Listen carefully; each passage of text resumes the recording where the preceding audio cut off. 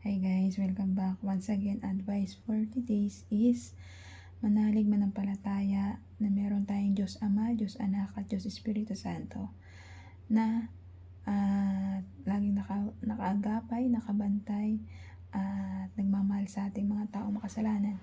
Kung ikaw ay makasalanang tao, ay kalugod-lugod ka sa mata ng ating Diyos Ama. Ginagampanan ang pagiging mabuting tao mo dito sa ibabaw ng lupa.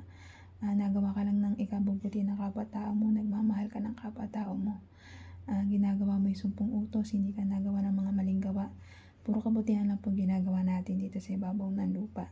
Kaya ikaw, napaulit-ulit na gumagawa ng kasalanan dito sa ibabaw ng lupa, baguhin nyo na po yan habang may oras po kayo, habang hindi pa kayo dinajudge ng ating Diyos Ama. Kayong mga taong gumagawa ng mga masasamang gawa, baguhin nyo na po yan. Lagi ka lang pong gumawa ng ikabubuti ng kapwa mo para lahat tayo dito sa ibabaw ng mundo ay napapabuti.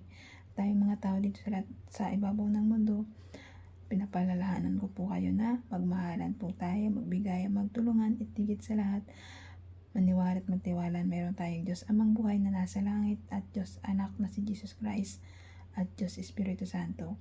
Ang taong gumagawa ng puro kabutihan dito sa ibabaw ng lupa ay binibigyan ng blessing na malaki ng ating Diyos Ama, Diyos Anak at Diyos Espiritu Santo, at ginagabayan nila tayo na mga taong gumagawa ng puro kabutihan lamang. Pero ikaw taong gumagawa ng kasamaan, magbago ka na po. Kung nanonood ka sa aking video, baguhin mo na po ang paniniwala mo at ang mali mong gawa na paggawa ng masasamang gawa. Huwag ka na pong gumawa ng mga masasamang gawa na alam mo na ikasisira ng kaluluwa mo. Kasi kapag patuloy mo yung ginagawa yung mga maling gawa, pananakit ng kapwa mo, pagnanakaw, pangangabit, paninirang puri, at saksi sa mga hindi tama, at pagnanakaw, at pagpatay sa mga tao, ay hindi po yan magandang kalugod-lugod. Hindi po yan kalugod-lugod sa mata ng Diyos. Masusunog po yung kaluluwa nyo. Magbago na po kayo, magsisi na po kayo habang may oras pa kayo. Gampanan nyo po yung pagiging mabuting tao, hindi po pagiging masamang tao. Sumamba lang po tayo sa ating mga Diyos, hindi po sa kadiliman.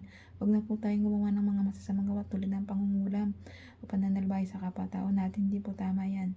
Gumawa lang po tayo ng kabubuti na kapwa-tao natin. Okay? Sumamba lang po tayo sa ating mga Diyos. Diyos Ama, Diyos Anak, at Diyos Espiritu Santo. Sila pong magliligtas sa ating mga taong makasalanan. Maniwala at magtiwala lang po tayo sa ating mga Diyos. Okay? Kaya ikaw, magsisi ka na sa mga kasalanang nagawa mo dito sa ibabaw ng lupa. Pagsisihan mo ng buong puso at kaluluwa at magbalik loob sa ating mga Diyos. Okay? Sa ating Diyos Ama, Diyos Anak, at Diyos Espiritu Santo. At talikuran na po yung mga masasamang gawa at mga maling gawa nyong ginagawa dito sa ibabaw ng mundo.